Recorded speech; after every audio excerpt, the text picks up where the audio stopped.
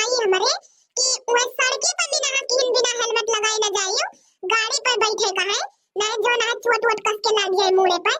तो ई बात यह है कि तू अब हेलमेट लगाए के खाना बनाओ जवन है आए, जवने तोरे धुइहर उइहर ना लागे।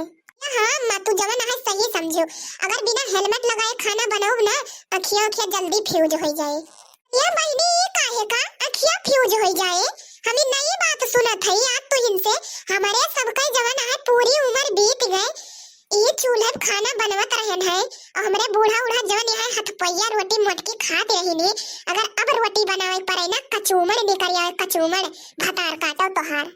ये भगवान हॉस्पिटल में रही सही रही ना गई जरा कर कस कर है बूढ़ा हमारे बूढ़न चाह ना महीने का कहियो का बोलू भतार काटो, हम हॉस्पिटल में रहन सही रहे तो हाथ जोड़ के मनावत रही होगी भगवान से कि हम हॉस्पिटल में रही, हम घरे आई ना, हम ठीक ना होई तोर मकसद यही रहा है।